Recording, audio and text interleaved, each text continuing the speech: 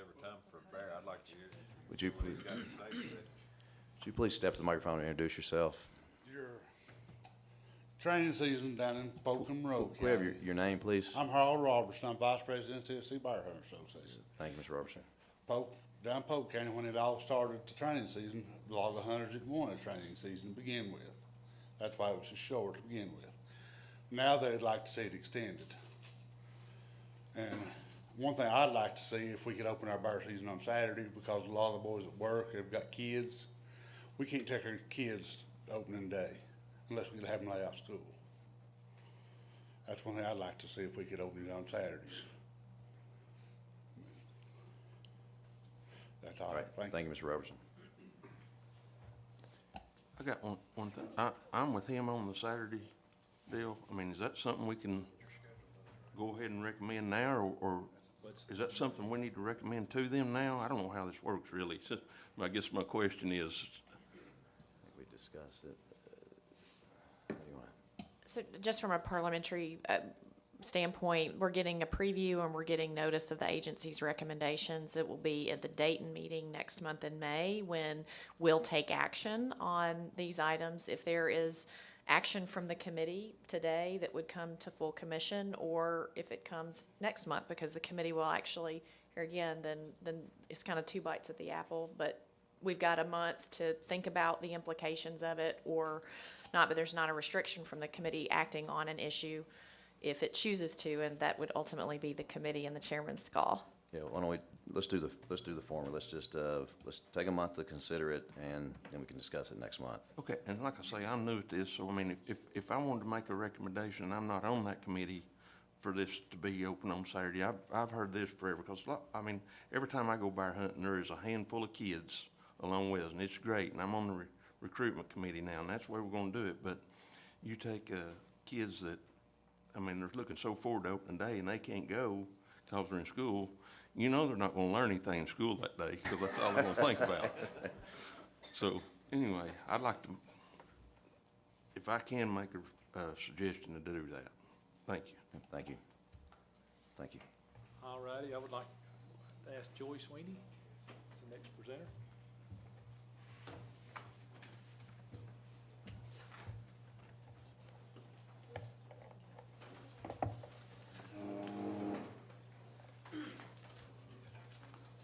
Good morning, Commissioners. I'm honored to be here. My name is Joy Sweeney, and I am the program leader for the Wild Turkey Program. And I would like to go over the 2016 Wild Turkey season highlights with you today. And also at the end, we will talk about agency recommendations. This graph shows the spring turkey harvest from 1989 until 2016. You can see that over time, our harvest has increased up until about the year 2000. At this point in time, the agency stopped restocking and reintroducing turkeys in the state. The restoration phase of the turkey population in Tennessee was considered complete, and now in 2000, you can see where the line starts to even out, and harvest is no longer escalating at a rapid pace. This is the stabilization phase of the harvest in Tennessee. This is 15 years within this circle, and since that is kind of where we're at in time now, we're going to concentrate on that, so we'll just zoom in on the 15-year trend of harvest for spring turkey, and you can see that it's stable. So that's a good thing, and that's what we expect. We expect to see small peaks and dips.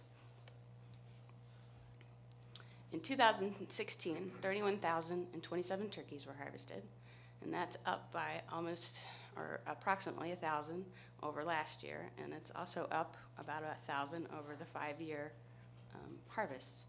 So that's great news. We break this same 15-year trend down by region. Region 2 comes out on top. There's about 35% of the turkey harvest happens in Region 2, which is Middle Tennessee. Over time, you can see that it's a decreasing harvest trend. Down below is the harvest broken down by Region 1, West Tennessee, Region 4, East Tennessee, and then on the bottom is Region 3. And I know those are kind of squished together there on the bottom, so we're going to zoom in on those so you can see them a little more clearly. And for the most part, those trends are stable, and in Region 3 has been increasing over the past 15 years. And we can look at spring turkey harvest by hunter success. And in 2016, 21,516 hunters were successful in harvesting at least one turkey. And that breaks down, you can see that 70% of hunters harvested one turkey, and 19% harvested two, 7% harvested three, and 4% harvested four. So the vast majority of our hunters harvest one turkey. Fall turkey. One thing I just want to throw out there before we get too into this graph is that last year at our season setting commission, we elected to lower the fall bag limit down to one bird per county. And there was various county limits in Region 2. Some counties even had a 6-bird limit. But we were all concerned about the decreasing harvest trend in Region 2.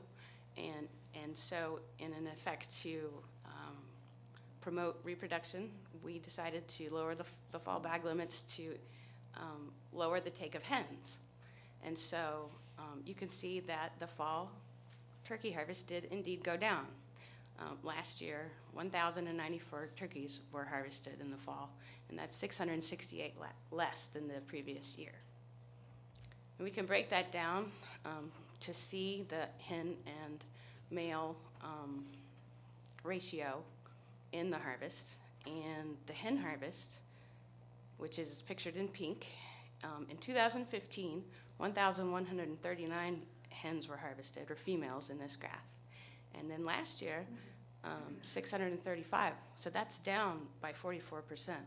And so our season adjustment, which was made to reduce the hen take, was very successful.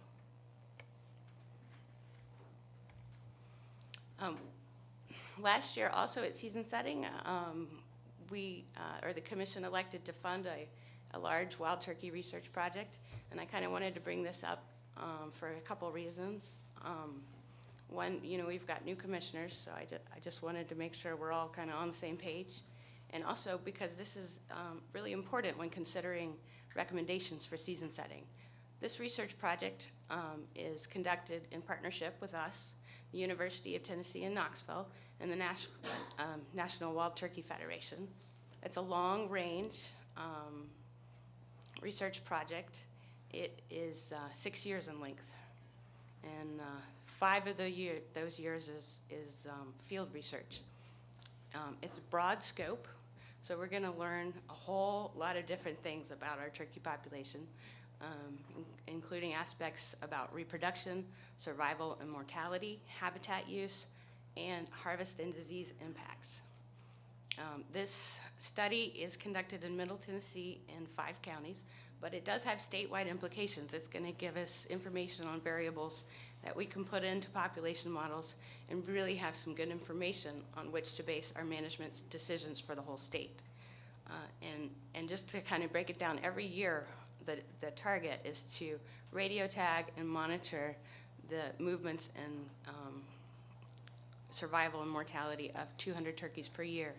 And in addition to that, the harvest is monitored, and we are also doing hunter surveys to get at it kind of from a different angle.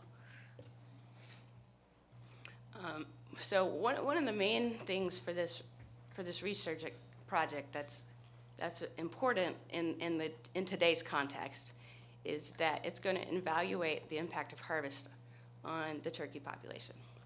And in order for this information to be sound, it is requested that we get 2 seasons of baseline harvest data without any regulation changes. And for that reason, we have no changes recommended for the turkey season this year.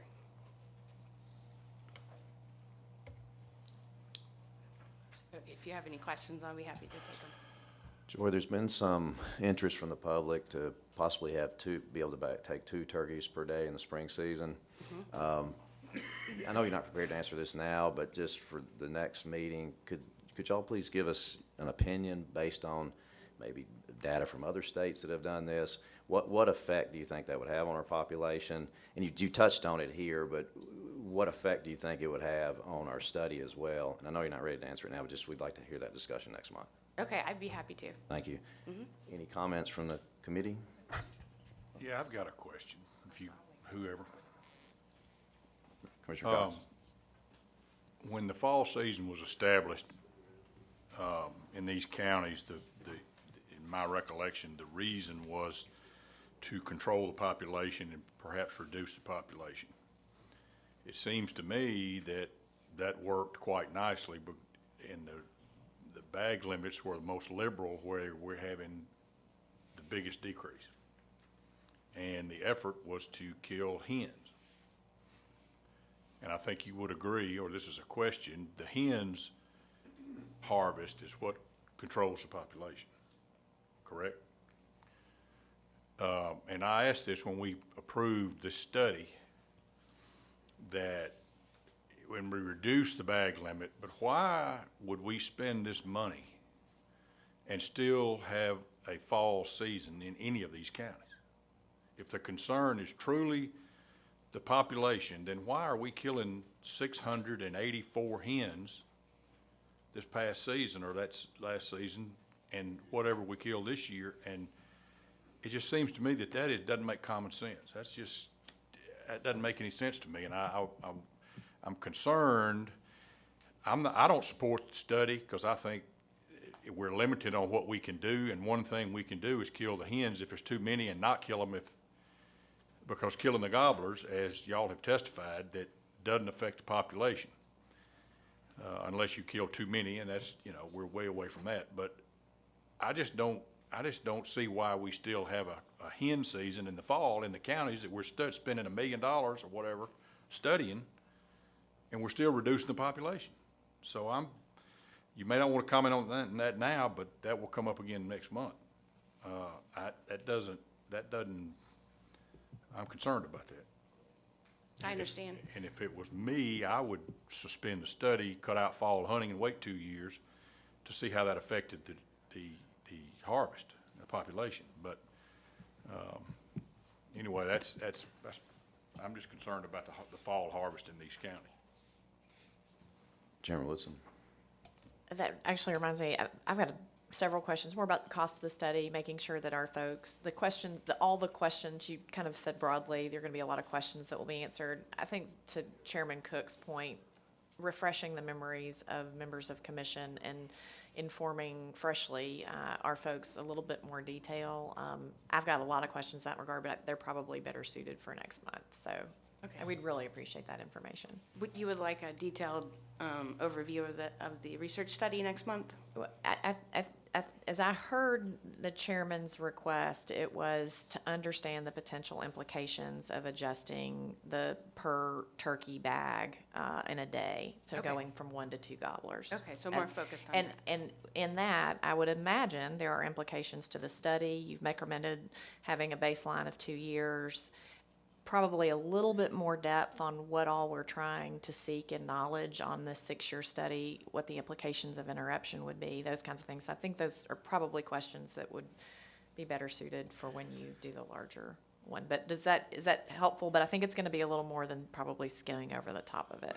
Is that okay? And I know that it's always a fine line with us, so thank you. Thank you. Moving forward, we'll be working on it for the next 4 years, and hopefully there'll be implications from the study. I hope we can use it to go with the direction, either more harvest or less. So it'd be great to have an overview to understand, what we are talking about. Okay. So, thank you. Any other comments or questions from the committee? Commissioner Holbert? Okay. From the commission, comments or questions? I just have one question. You said it's 6 years in length, but you didn't say what year it started. I'm sorry, it started, this season is our first This is year. the Right first now, year. they're out, they've trapped 300 turkeys, and we got our goal of 200 radio monitored turkeys. And so the graduate students are out watching what they do as we speak, and this is the first year. Thank you. Commissioner Holbert? Joy, on the fall season, I know the seasons are county specific. So in the fall, can you kill more than one bird a day? No, Okay, you can only, in other words, if you kill one in Decatur County, can you drive to Hardin County and kill another one? the same day, Yes. you can. Why can we do that in the fall?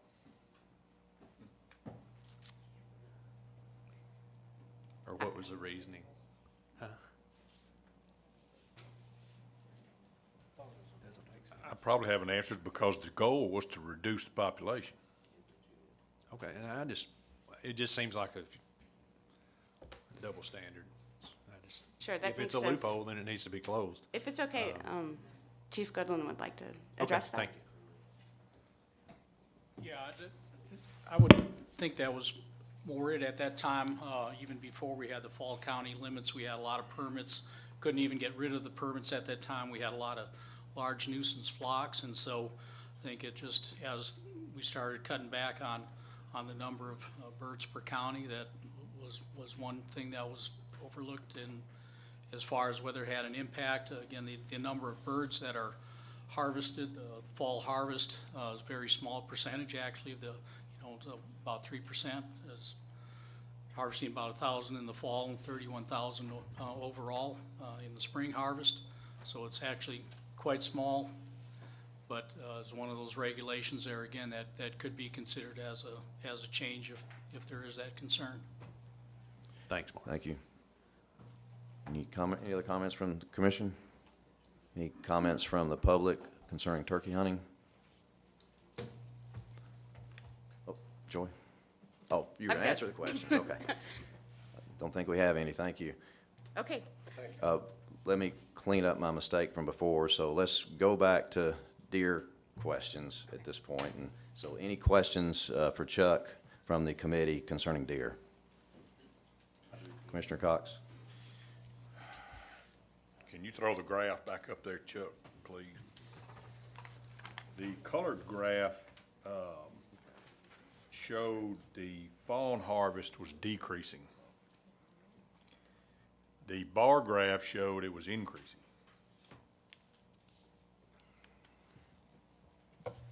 Jason, would you mind coming, or, I'm sorry, Scott? And also, how many bucks were in that total that you showed the harvest report on?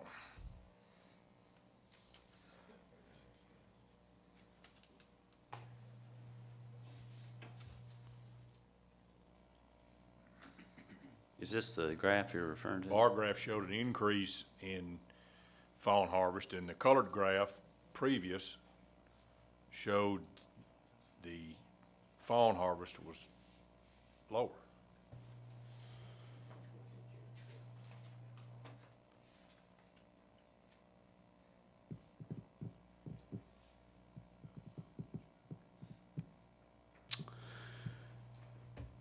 I'll have to defer to James on the difference there, and we'll get that information to you. I suspect that this category is including all male fawns, that even the ones that have no visible antler. And then this one would only include those with visible antler, but I'll have to get that clarification from him. I'd be glad to report Yeah, I would back. wonder why, when you classify them as a fawn, they would be whether they had 3 inches or a button, seems to me. But anyway, you figure that out. Yeah, Second- I'll try to do that in the next little bit. We'll try to get that answered before the Second meeting's over. question, on the days on the gun season, we extended the season by a week for a doe harvest only, and it's not on there.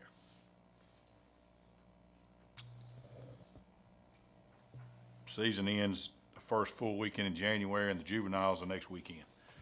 Where'd happen to that week? Are you referring to the proclamation, the red line proclamation? Is that what No, you're- I'm looking at next year's, gun season. Starts first Saturday before Thanksgiving and runs first full week of January, and there's no doe season after that. There's no extended week. Okay, so you're saying there's no 5-day unit L antlerless only hunt? I don't see it. Yeah. If that's the case, that's oversight. We'll get that corrected. And there's no recommended changes to the seasons, which means that we would not recommend not having that season. So we expect to have that season. Any other comments from the committee? Commissioner Woodson? I just had a couple of questions. And Chuck, first, that was a very helpful series of slides. To y'all's comments, I think several of you all have made it, having 2 years worth of data or 1 year worth of data, the more time you've got to have a longitudinal picture is incredibly helpful.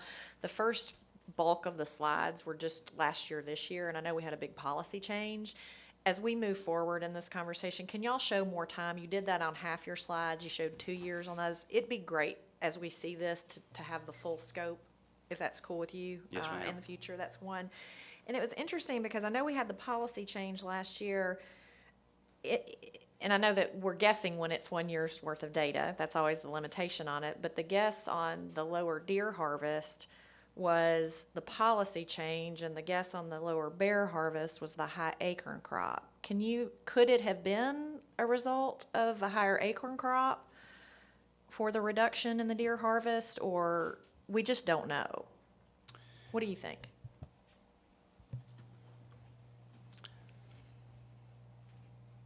There's lots of factors that could influence the overall harvest, and that's why I didn't go as far as to say that the 9,700 something difference in the overall harvest was a direct result of the change. Right. Okay, so I wouldn't go that far, because it might have resulted in some of that decrease, but it's not gonna be all of it. There's lots of factors like mass production or acorn production. But it's reasonable to say we just don't know.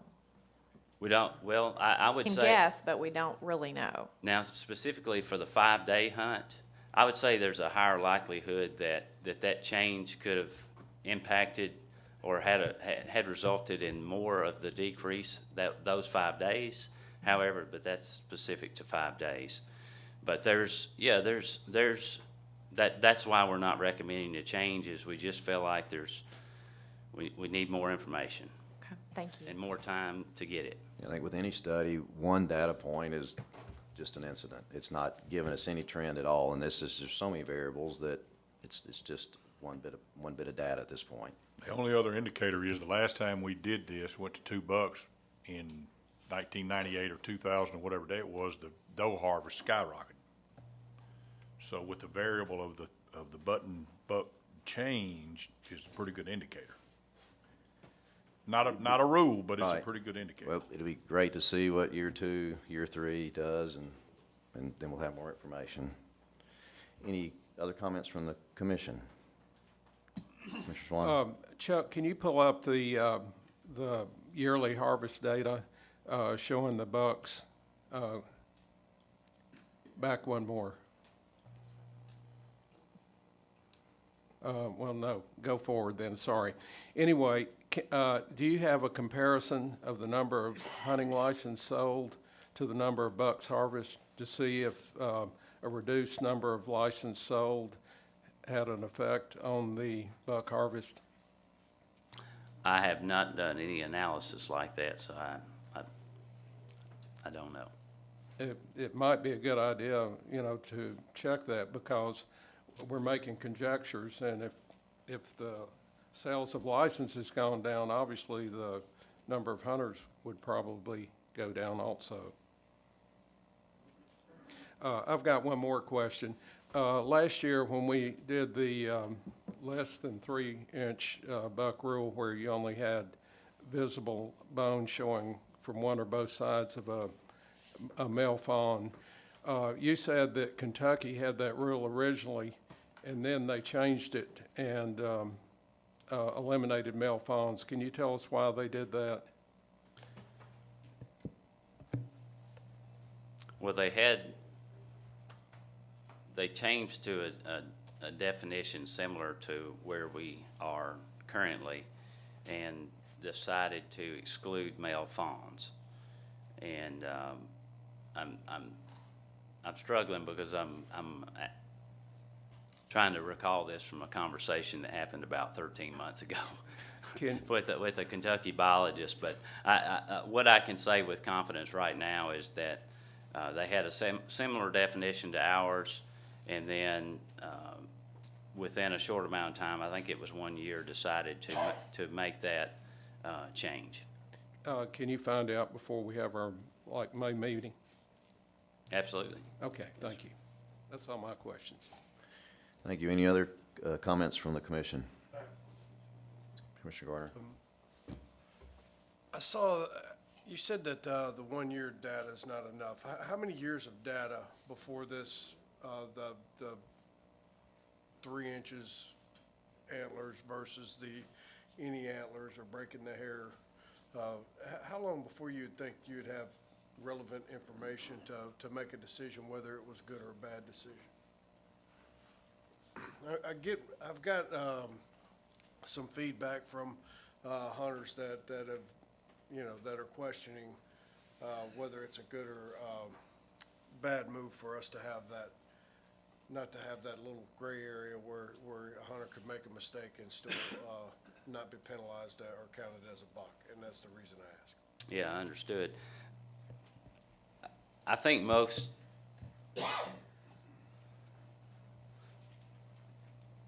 folks would advise the commission that if you really want to identify a trend, that you should look at 5 years worth of data to identify a trend. And if someone thinks that 5 years is too long, that the minimum would be 3 to identify it. But James, our deer program leader, shared with staff that you learn a lot from the first year. You learn a lot from the first year, and we may know how this is going to impact the harvest already based on the first year.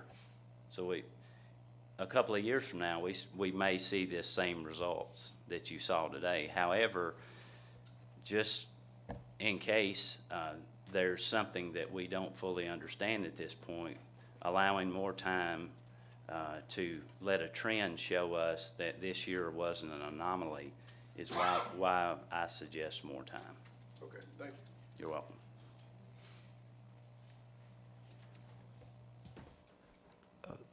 Mr. Penrod, you've been patiently waiting. Please, if you please. Please identify yourself. Thank you.